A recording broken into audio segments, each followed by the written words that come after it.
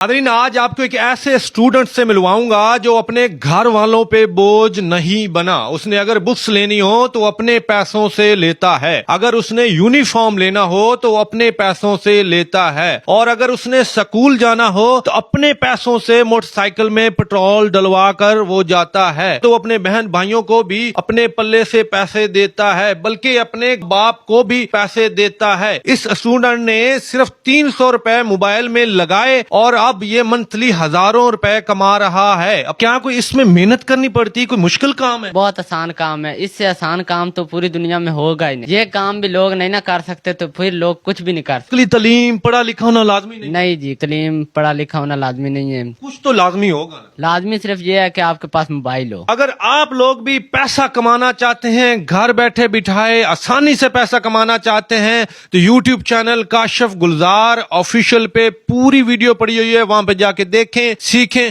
और पैसे कमाएं।